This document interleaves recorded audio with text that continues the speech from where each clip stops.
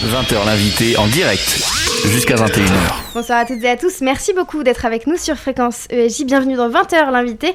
Et derrière nos micros ce soir, Jacques Cheminade, bonsoir. Bonsoir, merci. Vous êtes président du parti Solidarité et Progrès. Et au programme de cette émission, on va revenir sur l'actualité politique mais aussi économique en France. On tentera d'en savoir un peu plus sur votre parti et ses propositions. Et puis on abordera 2017 et l'élection présidentielle qui se rapproche. On est ensemble en direct pendant 1 heure sur Fréquence ESJ. Vous pouvez aussi nous retrouver sur les réseaux sociaux avec le hashtag 20H l'invité sur Twitter ou sur la page Facebook de Fréquence ESJ. N'hésitez pas à réagir. Mais avant d'entamer la première partie de l'interview, je vous propose de commencer par votre wiki-portrait, Jacques Cheminade. C'est le rituel du début d'émission pour tous les invités et le principe est très simple, je vous rassure. On va vérifier ensemble si tout ce qu'on dit sur vous sur Internet est bien vrai.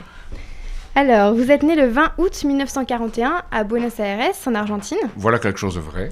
D'un père entrepreneur et d'une mère institutrice. Vous étudiez au collège français et puis à 18 ans, vous arrivez en France.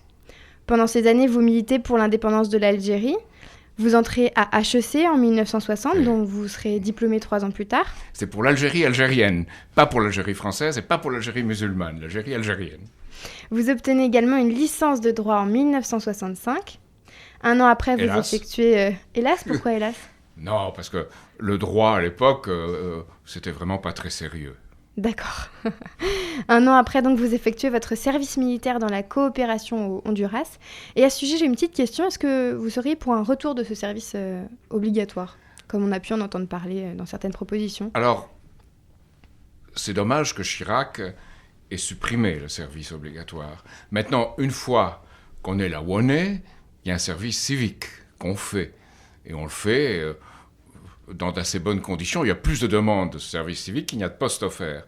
Donc le problème, c'est peut-on offrir des postes pour un service obligatoire ? Pour l'instant, ce n'est pas le cas. Donc si c'était le cas, oui, je serais pour un service obligatoire, à condition un service civique, pas forcément militaire, que ce soit et la défense opérationnelle du territoire qu'on apprendra très vite, en 1 mois ou 2, et puis un service, je dirais, social, dans lequel on irait faire une vraie coopération dans les pays du Sud, pas celle que j'ai faite au Honduras, qui était dans une ambassade et qui ne me plaisait pas. Alors, j'étais à l'université, j'étais un peu partout, j'essayais de connaître le pays, j'étais à l'intérieur du pays. Bref, je m'intéressais à autre chose que ce qu'on pouvait faire dans une ambassade. Mais il faudrait... des activités sociales qui peuvent aller de l'hôpital à une coopération. Donc plutôt à l'international, pas forcément en France. Pas forcément en France, non. D'accord. Alors en 1967, Jacques Cheminade, vous entrez à l'ENA dans la promotion Jean Jaurès. La seule dont la photo n'ait jamais été affichée. Vous le regrettez ? Non, pas du tout, au contraire, j'étais un dissident, je le reste. En mai 68, vous éprouvez de la sympathie pour l'exigence de justice du mouvement, écrit Christine Bière sur votre site internet, mais rapidement, vous vous retirez de ce mouvement, c'est bien cela ? Oui, parce qu'il bascule dans le culte de l'individu, dans un certain nombrilisme, et d'un côté, et de l'autre côté, pour certains, comme les mouvements trotskistes ou autres, dans le caporalisme. Donc je ne m'y retrouve pas. Je dis qu'il faudrait trouver quelque chose qui soit original, qui prenne en compte tout ce mouvement pour la justice et pour la création humaine qui était implicite, mais qui n'est pas pris en compte par les partis, les institutions, les organisations, les associations existantes à l'époque. Donc ensuite, vous devenez haut fonctionnaire. Donc entre 1969 et 72, vous êtes chargé des négociations d'adhésion et d'association à la Communauté européenne auprès de la Direction des relations économiques extérieures du ministère de l'économie et des finances à Paris. J'allais dire, c'est un qualificatif un peu long. Est-ce que vous pourriez nous résumer en quelques mots en quoi consistait votre action ? Bien, j'étais chargé donc de préparer des dossiers et même d'intervenir. Et je me souviens très bien que à l'époque, à 27 ans, j'avais 27 ans, 28 ans, les autres fonctionnaires des autres pays avaient entre 30 et 40 ans. Donc les Français étaient les plus jeunes à l'époque, ce qui était extraordinaire. Et j'avais même un Italien qui un jour s'était fâché et qui m'avait dit « Mais à votre âge, je portais la chemise noire. » Alors je lui ai dit « Vous la portez toujours grise. » Ça avait eu un certain succès. Donc non, c'était une période où... à la fois dans l'administration, on pouvait dire ce qu'on pensait, on se réunissait le soir et on discutait, c'était très intéressant, et on représentait la France, on avait une position officielle. Et vous agissiez également. Les deux étaient, étaient en symbiose, c'était très intéressant, je pense. Et je suis parti de l'administration, c'est pas à cause de cette période-là. Non, vous quittez l'administration pour vous consacrer à plein temps à vos convictions. Alors vous publiez toutes les 2 semaines un éditorial dans Nouvelle Solidarité. Et puis en 1995, vous décidez de vous présenter à la présidence de la République pour dénoncer le cancer financier et ses métastases dans le monde. Et vous fondez donc 1 an après, en 1996, Solidarité et Progrès, votre parti. 10 ans plus tard d'ailleurs, lors du référendum sur la Constitution européenne en 2005, vous participez à la campagne du non. Vous êtes contre l'Europe actuellement ? Ah non, pas du tout. Je ne suis pas contre l'Europe. Je suis pour la vraie Europe. D'accord. Et je pense qu'on nous a vendu une Europe frelatée qui n'est pas la vraie Europe. Et c'est une Europe qui est financière. Draghi, c'est l'Europe aujourd'hui, il s'occupe de tout. Trichet déjà commencé, maintenant c'est Draghi. Et il n'y a pas de vision politique, il n'y a pas de vision à long terme. Il y a une Europe des arrangements qui finalement est devenue une Europe à l'anglaise. Alors en 2007, vous présagez l'arrivée de la crise financière. Vous lancez alors votre projet contre les puissances de chantage du fascisme financier. Mais sans les 500 parrainages nécessaires, vous vous appelez au 2e tour à voter pour Ségolène Royal. Et depuis, vous combattez pour un monde sans la City. Vous avez d'ailleurs écrit plusieurs ouvrages, dont un s'appelle Un monde sans la City. Et pour vous allier aux pays Sans la BRIC... City ni Wall Street. Oui, ni Wall Street. Et pour vous allier aux pays BRIC, donc la Chine, la Russie, la Grèce, etc., pour une dynamique économique. C'est bien cela ? Oui, c'est pas la perfection, mais par rapport au système financier qui s'est mis en place dans les pays occidentaux, enfin ce qu'on peut appeler la région transatlantique, y compris le Japon, c'est une option. Et la France devrait jouer, comme elle le jouait à l'époque du général de Gaulle, sur les différentes options pour pouvoir garder et affirmer son indépendance et l'intérêt et du peuple français et de la nation. Après tout, notre Constitution, dans son article 2, dit un gouvernement du peuple, par le peuple, pour le peuple. Donc c'est inscrit dans notre Constitution.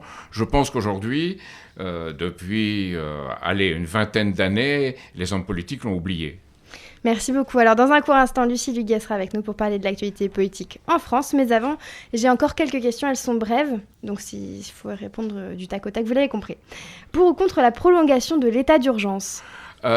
Je suis, dans les circonstances actuelles, favorable à la prolongation de l'état d'urgence. Pourquoi ? Parce que tout le monde dit, dans les gens qui ont suivi ces questions, militaires ou gens du renseignement, qu'un attentat peut se produire 3 mois après celui qui s'est produit. C'est la préparation de manipulation mentale des terroristes et de la logistique. D'accord. Donc, je comprends qu'on prolonge l'état d'urgence. Pour ou contre le commerce avec l'Iran ? Oui, je suis pour, parce que je suis pour le commerce avec tous les pays. Je pense que c'est une manière de permettre aux idées de passer en accompagnant les marchandises. Jean-Jacques Urvoas ou Christine Taubira ? Alors, mon cœur, Christine Taubira.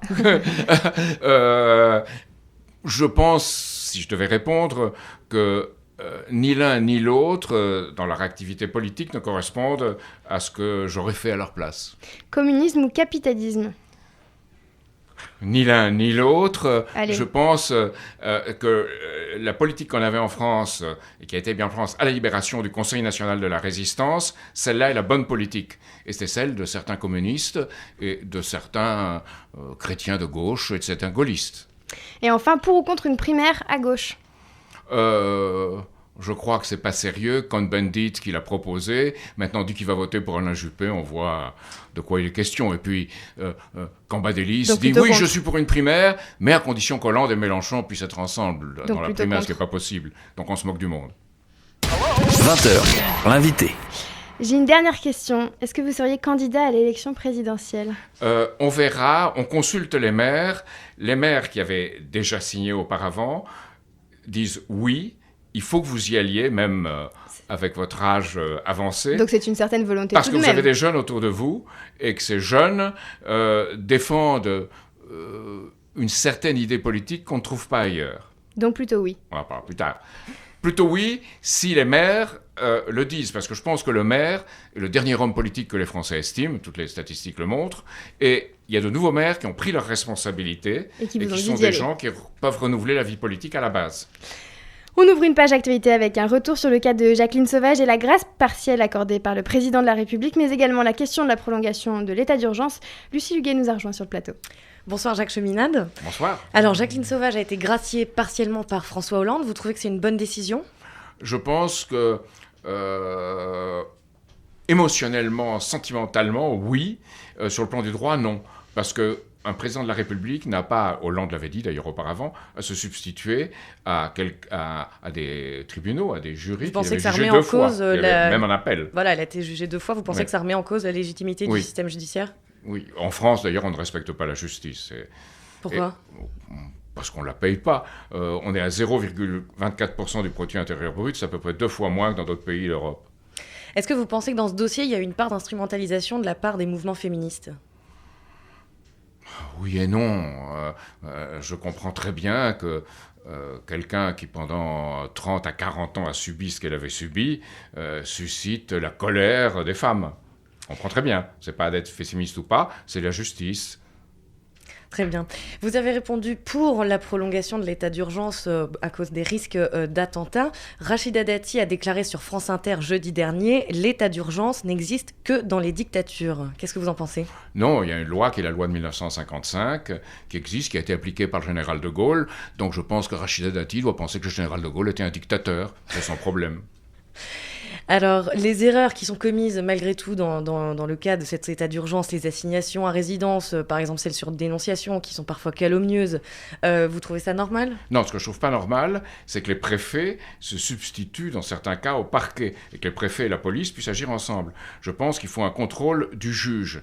Et là, il y a un contrôle du juge des libertés, mais il n'est pas informé, il n'a pas le dossier, il n'a pas les moyens de juger. Donc on passe à travers l'état d'urgence et les mesures de l'état d'urgence, à un état dans lequel le droit ou l'état de droit commence à basculer. Ça, c'est le vrai problème. Et c'est ce qui est en train de se passer avec la réforme du constitutionnel. Et si l'état d'urgence est encore prolongé, on va rester dans cette situation. Oui, parce que ça ne doit pas être inscrit dans la Constitution. Je pense que ça doit être absolument pas inscrit dans la Constitution. Il y a une loi de 1955, elle doit être appliquée. Et ne parlons pas du reste, c'est-à-dire de la déchéance de nationalité. Mais peut-être que vous allez en parler. La réaction de Najat Vallaud-Belkacem dans le supplément sur Canal+ face aux dirigeants de Baraka City, est-ce que vous l'avez trouvé à la hauteur des enjeux qui agitent la France ? Alors, elle devait dire que c'était insupportable d'entendre ce discours-là. Elle ne l'a pas dit, mais je crois qu'elle ne l'a pas dit pour ses propres raisons, qui est sa façon d'être avec les médias et sa façon d'être dans les émissions politiques. Est-ce qu'il n'y a pas un problème de la part des représentants ? C'est pas exceptionnel de sa part. On ne pouvait pas attendre autre chose de sa part, compte tenu de sa façon d'envisager son rôle de ministre. Daesh qui menace la France une nouvelle fois dans une vidéo d'exécution ce week-end, ça vous fait peur ? Non, ça ne me fait pas peur. Je pense 2 choses. Il y a d'abord une question militaire. Comme on n'a pas de troupes envoyées au sol, on ne peut pas. Donc il faut soutenir les troupes au sol qui se battent, les Kurdes et l'armée syrienne. Et si on trouve des éléments de l'armée syrienne libre qui se battent contre contre le Daesh aussi, donc en conjugaison de forces. Et le grand problème pour moi, c'est pas Daesh, c'est l'Arabie Saoudite et les institutions de bienveillance, de charité d'Arabie Saoudite qui ont financé tout ça. Maintenant, ils financent Al-Qaïda, qui est à peu près pareil, le Front al-Nosra. Et aussi la Turquie, qui montre toutes sortes de complaisance et qui pratique double ou triple jeu avec le régime d'Erdogan. On change de sujet. La démission de Christiane Taubira, ex-garde des Sceaux, c'est le dernier rempart de la gauche qui s'effondre ou c'est la meilleure chose qui soit arrivée au gouvernement ? C'est probablement quelqu'un qui, pour de bonnes raisons et certaines mauvaises, était vu comme la représentante de la gauche. Il faut bien voir quelle était sa carrière à Christiane Taubira. Elle a eu des complaisances vis-à-vis de Balladur, elle a été pour l'indépendance de la Guyane. C'est quelqu'un dont la façon de voir et de penser a changé. Donc c'est une bonne nouvelle pour le gouvernement ? Non, non, je ne pense pas. Mais il faut voir l'évolution des personnes à travers le temps. Même Christiane Taubira a fait battre Lionel Jospin en 2002, on l'oublie, en se présentant quand même. Alors Lionel Jospin était, dit-on, beaucoup trop orgueilleux et n'avait pas appelé. Qui devait appeler qui ? J'en sais rien. Il y a ces petits jeux en France qui sont tout à fait méprisables. Alors Jean-Jacques Urvoas, son successeur, proche de Manuel Valls, vous pensez que sa nomination, elle est logique ? Elle est logique dans l'esprit de Manuel Valls. Dans le mien, pas du tout. Parce que Urvoas est quelqu'un qui a voulu intervenir par une loi, qui va intervenir, d'ailleurs c'est une proposition de loi qui a été présentée à l'Assemblée nationale et qui passe au Sénat, qui a été votée à l'Assemblée nationale pour restreindre et verrouiller l'élection présidentielle. C'est-à-dire que, je ne sais pas si vous le savez, mais pendant les 5 dernières semaines, il a dit seulement les 2 dernières semaines, pendant lesquelles il y a une campagne officielle. Alors, c'est la grande hypocrisie, parce que la campagne elle a commencé aujourd'hui, mais la campagne officielle, c'est 2 semaines. Là, il y aura égalité. Mais entre la semaine -5 et la semaine -2, il y aura simplement équité. Et l'équité, c'est une notion anglo-saxonne, on ne sait pas très bien ce qu'elle veut dire. C'est probablement le juge ou celui qui doit juger, qui, dans son intime conviction, a son idée sur ce qu'est l'équité. Il y a ça, et puis on obligera les maires, comme des petits-enfants, à aller eux-mêmes à la poste pour poster les signatures. ce qu'on appelle les parrainages. En fait, pas les parrainages, il faudrait utiliser un langage laïque, qui sont des présentations. Vous attendez quoi de ce nouveau ministre de la Justice ? Qu'il, je dirais, pas du bien, parce que c'est quelqu'un qui voulait regrouper le ministère de l'Intérieur et le ministère de la Justice. Et rien que d'avoir dit ça, pour moi, j'ai une suspicion sur le personnage. On passe sur la gronde sociale. L'actualité sociale était pas mal agitée la semaine dernière. Grève des taxis, agriculteurs, enseignants, transport, ça continue cette semaine avec les agriculteurs. Suppression de 600 postes annoncés ce matin chez Sanofi. C'est la rupture du dialogue social voulu par le président, prôné ? Non, je pense pas. Je pense que la vraie question, le vrai problème, c'est que le gouvernement de droite comme de gauche, depuis une trentaine d'années au moins, sinon 40 ans, se sont soumis à un système financier international qui est un système qui vit sur la dette. Alors, on endette les gens dans les pays développés, on substitue la dette au salaire ou aux revenus, et on endette les pays émergents en dollars, qui n'est pas leur monnaie, et leur dette croît. Donc, il y a de la dette qui croît partout. On l'a vu dans le cas de la Grèce, qui est le cas ultime, le pays ne pourra jamais payer. Il faudrait une grande conférence internationale sur la dette pour traiter ces questions. Après, on peut parler social, de pas social, mais si on ne traite pas cette question fondamentale, on est prisonnier, on est pieds et poings liés avec un système et un ordre donné qui est destructeur de la création humaine et destructeur de la production comme de la consommation. Jacques Minadan, reste ensemble, puisque dans un instant, on va parler de l'actualité économique et internationale sur Fréquence ESJ. Ce sera juste après Fireball. 20h l'invité, en direct, jusqu'à 21h. 20h21 sur Fréquence ESJ. Merci d'être avec nous. De retour avec Jacques Cheminade, notre invité ce soir, président du parti Solidarité et Progrès. Et alors, on va s'intéresser à l'actualité économique de ces derniers jours, avec notamment la visite du président iranien, mais aussi le retour de la croissance en Europe, Lucie Luguet. Alors, suite à la levée des sanctions contre l'Iran, le président Hassan Rouhani était en visite en France la semaine dernière, à la clé des milliards d'euros de contrats signés avec l'Iran, alors qu'hier, nous leur tapions sur les doigts. C'est malgré tout une bonne chose ? Oui, je pense que c'est une bonne chose, parce qu'on doit favoriser, dans ce grand Moyen-Orient, tout ce qui peut conduire à un apaisement. Et l'apaisement, c'est celui pour lequel il faut se battre entre l'Arabie saoudite et l'Iran. Donc on ne doit pencher ni d'un côté ni de l'autre. Ceci dit, on ne doit pas se livrer à des ventes d'armes un peu partout qui permettent aux uns et aux autres de se taper dessus.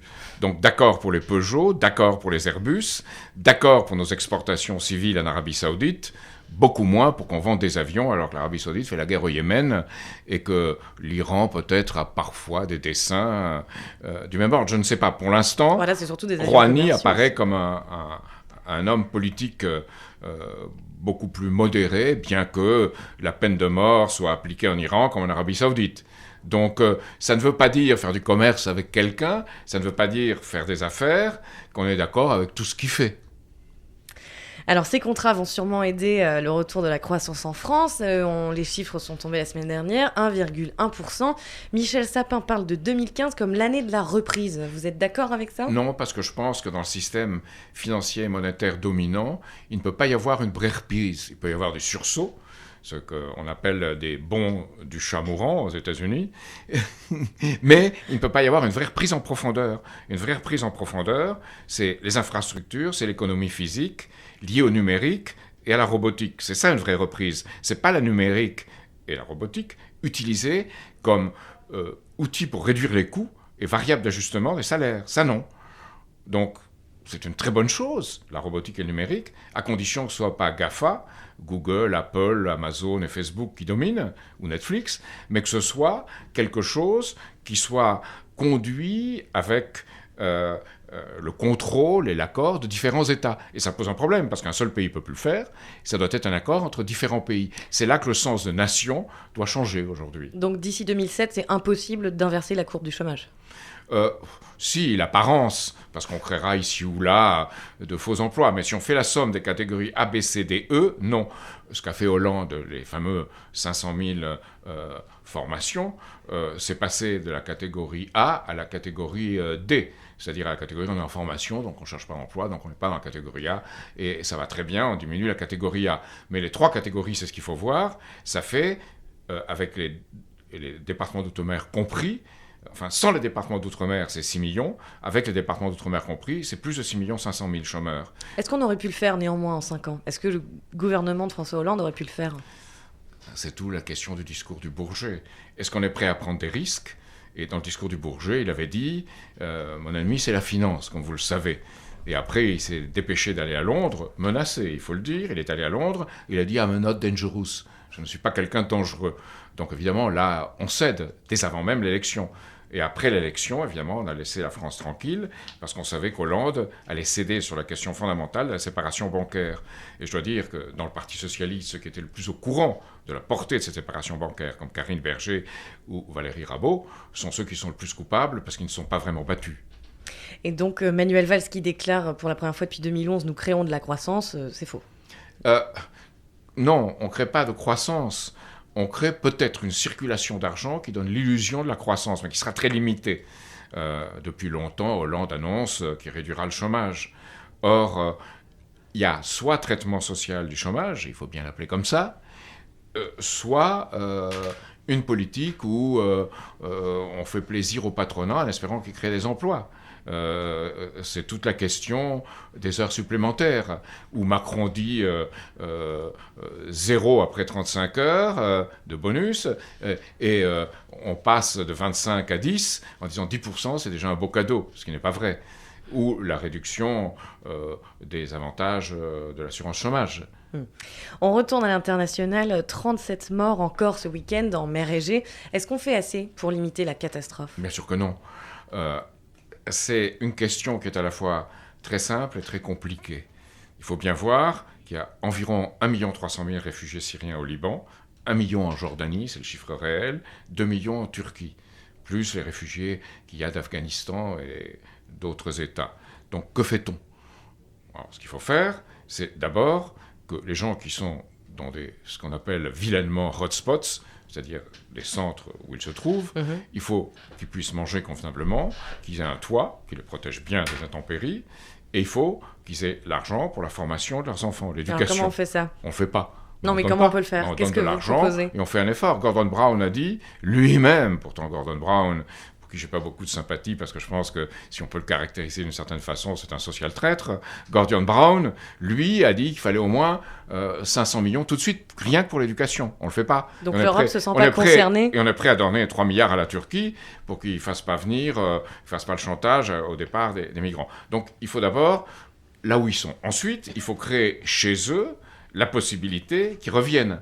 Donc il y a une partie militaire, et je crois que de ce point de vue, moi, je pense que ce qu'a fait Poutine est utile, il faut le dire, parce qu'il permet d'attaquer Daesh alors qu'on ne l'a pas fait. Mais l'Europe n'en fait pas assez. On n'avait pas bombardé les pipelines, on n'avait pas bombardé les puits pétroliers de Daesh, on n'a pas fait assez. Certes, les Russes le font à leur manière rustique, qui est peut-être déplorable en ce qui concerne certaines pertes civiles, mais ils font quelque chose pour soutenir l'armée ou les soldats syriens. Ça, c'est une chose. Maintenant, l'autre chose, qui est beaucoup plus importante, c'est ce qu'a dit, on ne l'a pas noté, Xi Jinping lui-même, le dirigeant chinois. Il a dit, moi je suis prêt à donner 30 milliards pour prolonger la nouvelle route de la soie jusqu'au Grand Moyen-Orient et créer un développement économique et que les gens puissent revenir. Ça, c'est la solution. Maintenant, chez nous, il faut accueillir, mais accueillir avec nos moyens. Et ce que disait Rocard reste vrai. il a dit « La France ne veut pas accueillir toute la misère du monde », mais on oublie la fin de la citation, mais elle doit en prendre sa part. Merci beaucoup, Jacques Cheminade. Merci à vous. Alors, n'hésitez pas à réagir sur Twitter. Je vous rappelle le hashtag 20H l'invité. Et puis, vous aurez aussi l'occasion de réagir sur Facebook, la page Fréquence ESJ. Maxime Régnier est avec nous pour parler de votre parti Solidarité et Progrès, fondé il y a 20 ans. On va s'interroger sur son programme. Les idées sont-elles réalistes ? Jacques Cheminade, bonsoir. Dans un édito du 19 décembre qui s'intitulait « Ce que nous pouvons apporter aux Français », vous dénoncez, je cite, « notre système politique élitiste et fermé ». Comment faut-il le prendre de la part de quelqu'un qui a fait HEC et l'ENA ? J'en suis parti de ce système. Donc je suis un dissident, je me considère comme un dissident de ce système. Pourtant, j'ai l'avantage de l'avoir vu de l'intérieur. Pourtant, on peut quand même vous qualifier d'élite après HEC et l'ENA, non ? Je pense que HEC et l'ENA ne qualifient pas pour être élite. Ils qualifient pour avoir des morceaux de papier qui vous permettent de prétendre à l'être. Mais il n'y a pas d'enseignement réel où on développe les capacités créatrices des individus. Moi, je l'ai vu un peu à HEC, pas du tout à l'ENA, je dois dire franchement. Et quand je vais passer une licence en droit, encore moins. Donc, il n'y a pas un développement de ce qui est créateur. Quelqu'un avait eu cette idée à l'ENA. C'était Hippolyte Carnot en 1848. Qu'est-ce que vous appelez comme politique élitiste et fermée ? Une politique où on verrouille. Vous avez tout un système, le financement de la vie politique en France. Je ne sais pas si vous le connaissez, mais j'en ai parlé pour la question qui est la moins grave au président de la République lui-même. Et je lui dis quand même, si on verse de l'argent à un parti politique, si on fait un don, on peut déduire 50%, on peut déduire les 2/3 de son impôt sur le revenu. Bon.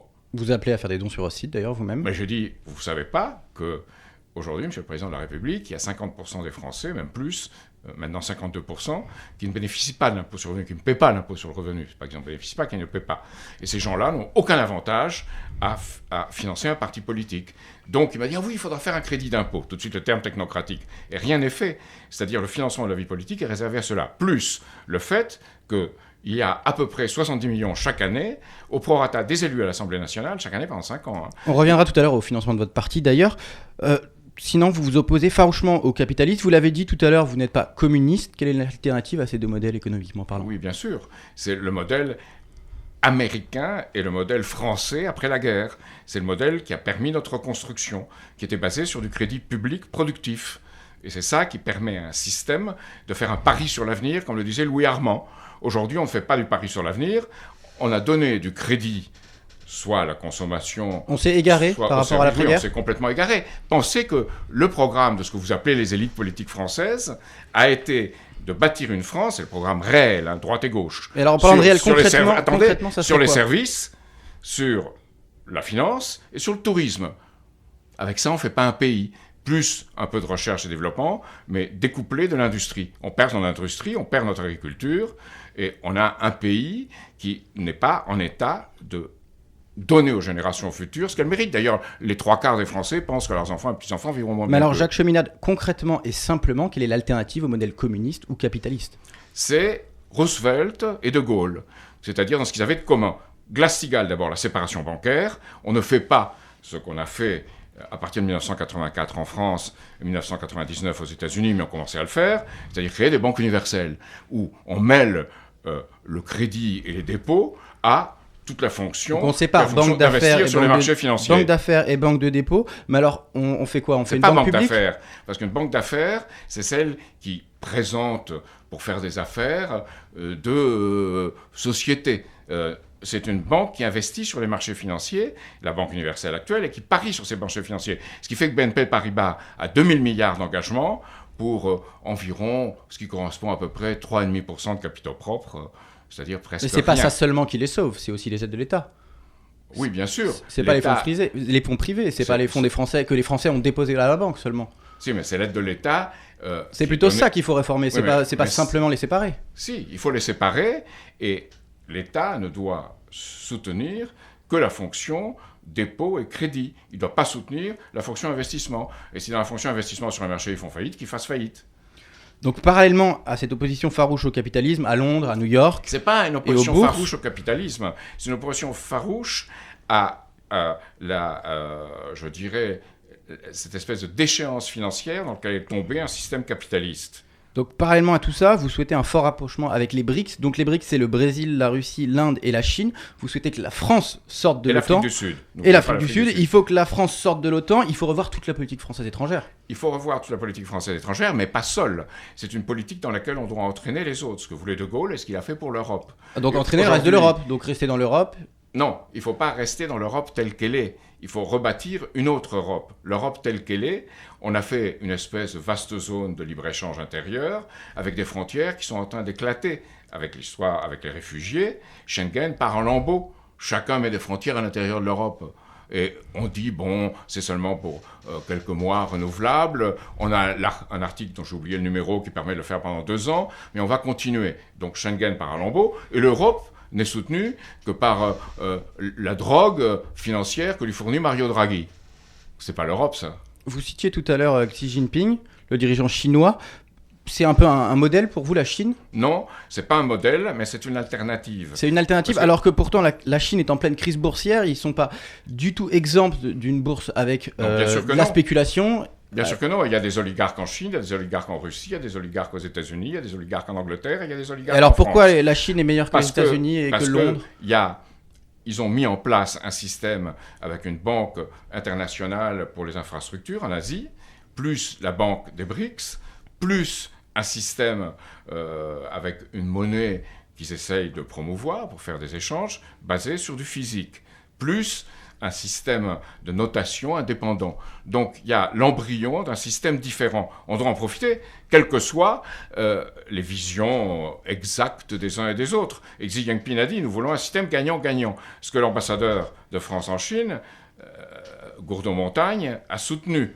Alors Gourdon-Montagne, c'est le même qui était allé défendre les positions de Chirac auprès des Américains au moment de la guerre contre l'Irak, et il s'est fait renvoyer, notamment par Donald Rumsfeld, de façon, disons, absolument invraisemblable. Dans un instant, on va continuer à parler de votre parti, Jacques Cheminade. Vos idées séduisent-elles les Français ? N'hésitez pas à réagir aux propos de notre invité sur Twitter ou Facebook, la page Fréquence ESJ et le hashtag 20H l'invité. Restez avec nous, on revient juste après Michael Jackson sur Fréquence ESJ. 20h, l'invité. 20h39 sur Fréquence ESJ, de retour avec vous, Jacques Cheminade, président du parti Solidarité et Progrès, un parti qui a des idées, mais ces idées trouvent-elles un écho au sein de l'opinion française ? Quels sont les moyens mis en œuvre pour les rendre audibles ? Maxime Régnier, toujours avec nous. Jacques Cheminade, en 1995, vous avez été candidat à l'élection présidentielle et vous avez recueilli 0,28% des voix, puis en 2012, 0,25%. Comment expliquez-vous cette non-progression alors que votre parti a eu 17 ans ? L'argent, nous n'avons pas. Les autres en ont. Et il y a toute une publicité par l'argent. Comment expliquez-vous qu'un candidat qui était le gouverneur d'un État aux États-Unis, Tom O'Malley, dans les primaires du Parti démocrate, même là-bas, a eu 3%, alors que Bernie Sanders et Hillary Clinton ont recueilli on n'est pas encore en France sur un modèle électoral américain. Non, mais on est sur un modèle, disons, alimenté par l'argent public. On prétend que c'est la régularisation ou la moralisation de la vie politique. Non, on favorise ceux qui sont dedans. On a l'extraordinaire panorama de l'élection présidentielle qui se présente avec un sortant. Donc, c'est la faute du système. Et en revenant. C'est la faute du système si vous avez fait 0,28% puis 0,25%. C'est la faute du système et de monceaux de calomnie qu'on a lancé contre moi. On a fait un portrait de moi qui ne correspondait en rien à ce que je suis. Et pas vos idées. Ce que vous êtes. Non, les idées, personne n'a voulu traiter des idées. Les gens reconnaissent maintenant qu'en 1995, j'avais annoncé que dans 10 à 12 ans, allait se produire une crise financière et monétaire très grave. Mais maintenant, tout le monde dit qu'il y aura une crise qui va venir, qui va être aussi très grave. C'est pas ça qui est intéressant. Ce qui est intéressant aujourd'hui, c'est comment on va faire pour reconstruire. La même question qu'on pouvait se poser en 1945. Comment on reconstruit ? Alors on parlait d'argent, les partis sont financés en partie par les militants, les adhérents. Très peu. Vous regardez les chiffres, c'est très peu. C'est pas négligeable, en tout cas. Vous revendiquez, vous, 500 militants. C'est moins de... Pour certains, c'est entre 10 et 20%. Pour d'autres, c'est maximum 30%. C'est quand même pas négligeable du tout. Vous revendiquez, vous, 500 militants actifs et 3000 adhérents et sympathisants. Ça fait combien d'adhérents, tout ça ? Ça fait des gens qui payent, qui ont un abonnement au journal et qui sont présents. Et combien d'adhérents votre parti a, Solidarité et Progrès ? Nous, on considère le nombre d'abonnés au journal qui va avec une adhésion. C'est 2000. 2000. Et par rapport, par exemple, au Parti Socialiste, c'est entre 160 000 et les Républicains, c'est 200. Je pense que 000. la politique ne se réduit pas à la comptabilité, contrairement à ce qu'on fait croire. La politique, c'est les idées. Et si les idées ne prospèrent pas, c'est qu'il y a un problème. Il y a peut-être un problème chez nous, il y a un problème dans la population française. Et la population française elle-même, tous les sondages le montrent, hélas, découragée et n'est pas engagée en politique. Elle considère que les hommes politiques sont au plus bas. Et donc avec 0,28 et 0,25%, il n'y a pas un problème chez vous, dans vos idées, justement ? Le problème, c'est est-ce qu'on doit faire ou pas des compromis ? Nous ne voulons pas faire de compromis. Et pour nous, il est déjà très difficile d'avoir les 500 signatures de maires. C'est pas facile. On n'est pas en place, implanté. Que vous n'avez pas eu en 2012 ? Que je n'ai pas eu en 2007, pardon. En 2007, non. Ni en 2002, d'ailleurs. On n'a pas beaucoup cherché, mais en 2007, on a cherché et on ne les a pas eus. Donc, c'est très difficile, déjà, de franchir ce premier pas. C'est très difficile et ça coûte de l'argent. Il faut y aller. Il faut voir les maires. C'est pas, ils vous donnent pas la signature comme ça, ils vous épluchent, hein, heureusement. Alors une chose étrange avec votre parti Solidarité et Progrès, c'est qu'on trouve dans vos programmes énormément de références à la conquête spatiale. Certains s'en sont moqués. Et pourquoi donner pourquoi donner autant d'importance à ce sujet ? C'était 20 pages dans mon livre que personne n'a lu, et c'était très peu dans le programme. Les journalistes ont décidé d'en faire une question pour se moquer. C'est aussi beaucoup de votre actualité sur votre site internet, sur vos réseaux sociaux. Oui, mais il n'y a pas que ça. Il y a beaucoup d'autres choses. Ce qu'il y a le plus, c'est la séparation bancaire. Moi, je suis. Et alors, en deuxième, peut-être, la conquête spatiale, l'eau sur Mars, etc. Oui, mais c'est un tout petit aspect. Vous êtes focalisé sur un petit aspect. Il y a énormément de choses sur tout le reste, notamment sur la critique du modèle d'éducation, la critique de la société financière telle qu'elle marche. Mais la question, c'est pourquoi traiter de ce sujet à une élection présidentielle ? Est-ce que les Français se soucient de ça ? De quoi ? De la conquête spatiale. Mais ce n'est pas une question qu'on a mis en tête, c'est une question très importante. Regardez, le plus comique de tout, c'était le Figaro Magazine. Le Figaro Magazine avait une demi-page où il se moquait de moi, à cause de la conquête spatiale. Il parlait de vous, au moins. Puis après, il y avait 8 pages sur la conquête spatiale en montrant son importance. Et en disant des bêtises. En disant qu'on pouvait faire l'aller-retour sur Mars, ça prendrait 30 et quelques mois, c'est très bien. C'est pas possible. La conquête spatiale, c'est des robots. La conquête spatiale, c'est le numérique. Et c'est associé à toute une connaissance de ce qui se passe au-delà. La question, c'est pourquoi en parler à l'élection présidentielle ? Parce que c'est les objectifs communs de l'humanité. Vous êtes le seul à en parler, c'est peut-être aussi pour ça que tout le monde le note. Si les autres n'en parlent pas, c'est leur problème. C'est pas le mien. Et c'est un objectif pour l'humanité, pourquoi ? Parce que l'avenir de l'homme n'est pas sur Terre ? Non, il est aussi dans l'espace. Une planète propre, une société de consommation équilibrée, ça ne vous inspire pas, ça vous paraît pas réel, on a besoin d'aller chercher des ressources ailleurs. Écoutez, revenez aux années 60, pour de bonnes ou mauvaises raisons, il y avait une politique spatiale et il y avait un ascenseur social qui marchait. Aujourd'hui, il n'y a pas de politique spatiale et il y a un descenseur social. Comment vous expliquez ça ? Moi, je ne l'explique pas, mais en tout cas, je ne fais pas de rapport entre la conquête spatiale et l'élection présidentielle. C'est surtout ça. Si, parce que c'est qu'une des questions. On a dit d'abord, Monsieur Schminad, vous avez mis une moustache à Obama. Bon, c'était ridicule. D'abord, c'est pas moi qui ai mis une moustache à Obama, c'est les militants aux États-Unis qui critiquaient Obama et la politique d'Obama. C'est quand même quelqu'un de curieux, Obama. Tous les mardis soirs, il examine qui on peut tuer avec des drones. Donc c'est un peu bizarre pour un président de la République. Ça se fait pas. Je sais bien qu'ici, on a l'habitude des opérations homo aussi, mais beaucoup moins. Donc, il y a des choses qui se font et qui ne se font pas. Il y a une décence commune.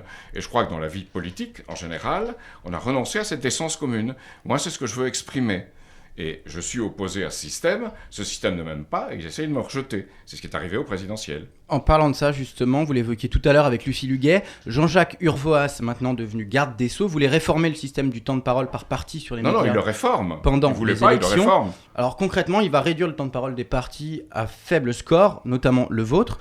Vous vous opposez à cette réforme alors qu'en 19 ans d'existence et après 2 élections présidentielles, vous êtes toujours à 0,20% et quelques. Comment justifier cette opposition ? Je crois que c'est une question de juge et pas une question de personne qui a une certaine curiosité. Parce que si on regarde d'un point de vue de la curiosité, on se dit c'est quand même étrange. Ou ces gens sont complètement fous, ce qui est une hypothèse, je crois que je ne le suis pas par ailleurs, ou ils sont très différents de la société telle qu'elle se définit aujourd'hui. Et moi, ce que je vois, c'est une société politique avec des hommes politiques qui n'ont ni culture artistique, ni culture philosophique, ni culture scientifique. Ils s'intéressent à l'équipe et au foot. C'est le président de la République ou c'est Nicolas Sarkozy. Ben ça, on peut s'y intéresser, moi-même je m'y intéresse, mais ce n'est pas des choses qui attirent à 100% mon attention, ou à 20%, ou à 30%. Réactiver l'ascenseur social, alors merci Jacques Cheminade. Si vous avez manqué une partie de l'émission, pas d'inquiétude, vous pouvez nous retrouver en replay sur le site internet fréquenceesj.com. L'élection présidentielle arrive à grands pas, mais avant, les partis, de gauche comme de droite, vont devoir déterminer leur candidat. Une primaire est-elle nécessaire au sein de la gauche ? On en discute tout de suite avec Pauline Château. Bonsoir Jacques Cheminade. Bonsoir. En 2012, vous aviez appelé à voter François Hollande. Est-il le candidat naturel du PS, comme le soutiennent Manuel Valls et Jean-Yves Le J'ai Drian ? appelé à voter François Hollande pour le Au mettre second devant ses tour. responsabilités. Il avait fait le discours du Bourget, qui pour moi était fondamental, il l'a trahi. Donc maintenant, je suis d'autant plus libre de le critiquer et de l'attaquer. Donc pour vous, il ne doit pas se présenter. Ce que je n'aime pas du tout, c'est la combine entre Hollande et Sarkozy. Qui La tous combine, deux... Ah oui, c'est-à-dire une combine, tout le monde le sait, c'est partout.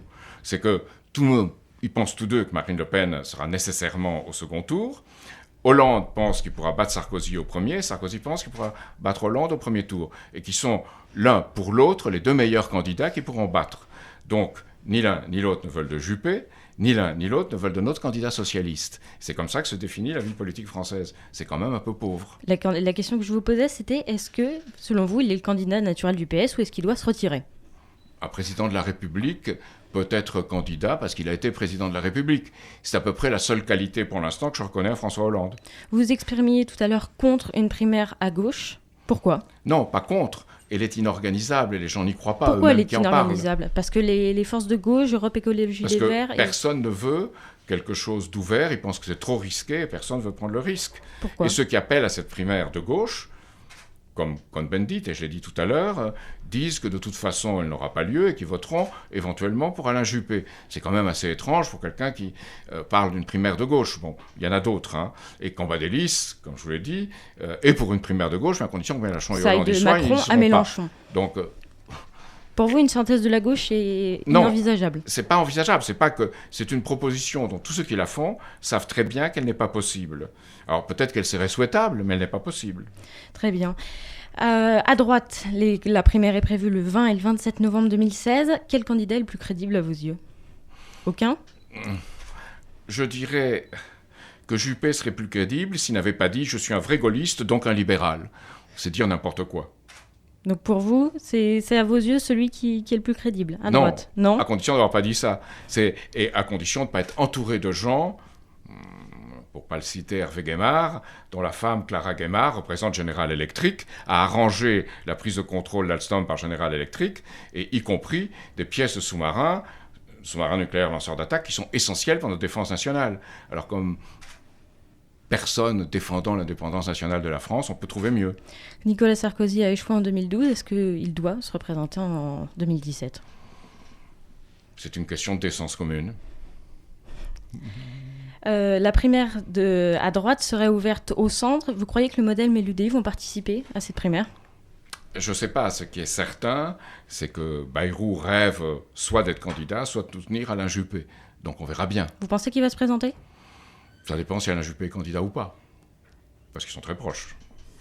Dans un instant, on va revenir avec vous, Jacques Cheminade. Vous pouvez réagir à ces propos sur Twitter avec le hashtag 20H l'invité ou sur la page Facebook de Fréquence ESJ. Ce sera juste après Blind sur Fréquence ESJ. À tout de suite. 20h, l'invité. 20h53 de retour sur Fréquence ESJ. Merci beaucoup d'être à notre écoute. C'est la dernière partie de l'émission et la marche est en route pour 2017. Stratégie médiatique, alliance, la classe politique se prépare. Alors comment envisagez-vous cette année d'élection présidentielle qu'est 2017 ? On en parle avec Pauline Château. Jacques Cheminade, nous sommes le 2 février. Êtes-vous candidat à l'élection présidentielle de 2017 ? Aujourd'hui, non. Mais nous rencontrons des maires un peu partout en France. Pour recueillir des parrainages ?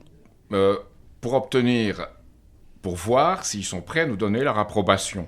Pas seulement le parrainage, il faudrait dire, pas un vocabulaire religieux, un vocabulaire laïque, il faudrait dire présentation. Pour obtenir leur présentation. Il s'agit d'une présentation, il ne s'agit pas d'un soutien et d'un appui. Il s'agit de présenter quelqu'un dont tu penses qu'il peut apporter quelque chose dans la discussion, dans la dynamique d'une Et présidentielle. actuellement, est-ce que vous avez un nombre de personnes que vous avez déjà rencontrées qui sont favorables à vos idées et à votre projet ? Oui, Combien ? un nombre. Non, je ne veux pas donner de chiffres. Pourquoi ? Parce qu'on ne peut pas faire la comptabilité des choses. Je dirais que l'intérêt se chiffre à plusieurs centaines. D'accord, très bien. Quel projet allez-vous défendre pour 2017 ? Concrètement, pour les Français ? Par quoi va se manifester votre projet ? Arrêter la domination financière de l'économie et arrêter ce projet où ni l'industrie ni l'agriculture ne sont pris en compte, premièrement. Donc la séparation bancaire. Deuxièmement, une politique de crédit public productif que l'Europe actuelle ne permet pas. C'est pour ça qu'il faut sortir et de l'Europe actuelle et de l'OTAN et sortir de de l'euro. l'Europe pour en construire une autre. Pour en construire une autre, absolument.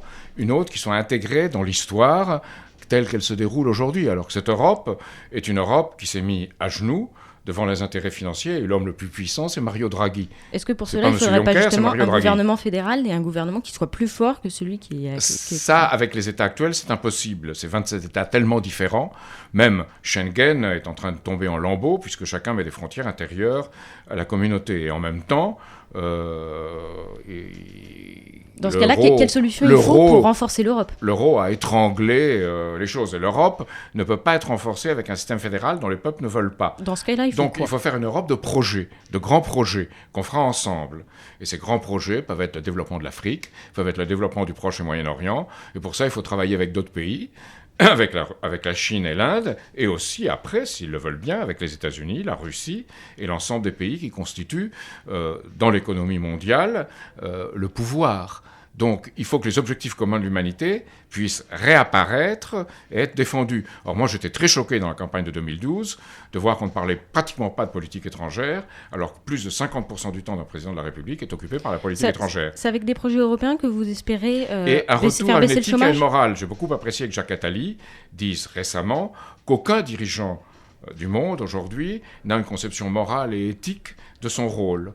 Donc, on ne tient pas compte des moins munis, on ne tient pas compte des enfants, des jeunes, des femmes, des chômeurs, on ne tient pas compte de cette catégorie qui représente une majorité en nombre. Donc redonner à cette majorité une parole et une politique. Et ça suppose aussi en France une révision ou un examen de l'enseignement primaire. Tout le monde le dit, mais personne ne fait rien. Ça se manifesterait comment ? En CM2 et en CP auparavant, de faire un bilan sur où en sont les gens. Et à ce moment-là, avoir une aide, un tutorat, un suivi, et que ce soit établi avec... Et par ailleurs, qu'on rétablisse les études après l'école. C'est dans les études qu'on peut rétablir l'égalité sociale. Sans ça, c'est... Vous croyez à la méritocratie ? Oui, à condition que ce soit pour tous. C'est-à-dire qu'on pense que chacun peut apporter quelque chose de fondamental au pays où il vit. Aujourd'hui, l'enseignement n'a jamais été aussi inégalitaire. Tous les parents qui ont de l'argent ou qui sont prêts à sacrifier les enfants les mettent dans le privé. Et c'est le privé qui réussit. Donc c'est scandaleux. On a beau faire de grands discours sur le public, c'est cela qu'il faut traiter. Même la plupart des dirigeants du Parti socialiste mettent leurs enfants dans le privé. C'est quand même un comble. L'autre enjeu, c'est le chômage. Quelles seraient vos solutions ? On ne peut pas rétablir l'emploi dans un système qui, par la dette, étrangle la croissance réelle de l'économie, pas la circulation d'argent, la croissance réelle, physique de l'économie, et qui, en même temps, défavorise les consommateurs. Si vous regardez aujourd'hui en France, on a, comme je le disais tout à l'heure, 6,5 millions de chômeurs si on comprend les DOM, et en plus, on a seulement 64% environ des Français en âge de travailler qui travaillent. C'est très peu. Concrètement, quelles seraient vos solutions ? La solution, c'est de rétablir un système en Europe et dans le monde dans lequel la priorité n'est plus financière, mais la production physique et la consommation. Pour ça, il faut une politique de crédit public et une banque nationale qui dirige ce crédit public. C'est impossible dans l'Europe actuelle, qui dit non, violer tous les traités. Donc, il faut refaire une Europe dans laquelle on puisse faire cela, et en même temps, comme on le faisait du temps du général de Gaulle et pendant quelques années après ensuite, une politique de développement mutuel avec des pays qui se développent. C'est pour ça que je mentionne l'Inde, la Chine, mais aussi d'autres pays qui voudront bien s'associer à ce développement. L'autre enjeu de ces élections, c'est l'avancée du Front National. Est-ce que vous la craignez ? Je la crains et je ne la crains pas. Je pense, parce que ce que je crains, c'est le boulevard que lui laissent les autres partis. Parce que le Front National est une sorte de montage à la Braque, ou un tableau à la Braque, ou un collage à la Braque ou à la Juan Gris, c'est une espèce de collage de différentes choses, avec un front qui parade comme pour une politique nationale de développement, une politique de fonction publique, de service public dans le Nord, et une politique ultralibérale dans le Sud, avec Marion Maréchal Le Pen. C'est une contradiction fondamentale. Et ce parti-là, en plus, la seule chose qui l'unit, c'est le rejet de l'autre. Et pour moi, je partage tout à fait la maxime fondamentale qui pour moi est celle du judaïsme, reçoit tout homme avec un beau visage. Après le christianisme l'a repris, d'autres l'ont repris, mais c'est cette maxime-là qui me paraît fondamentale. Merci Jacques Cheminade. Merci beaucoup d'avoir fini avec cette note d'espoir. Merci beaucoup d'avoir accepté notre invitation. Au contraire. On remercie aussi toute l'équipe de 20h l'invité. Et si vous voulez retrouver les podcasts de l'émission, ce sera sur le site internet fréquenceesj.fr. Passez une excellente soirée sur Fréquence ESJ. On se quitte en musique.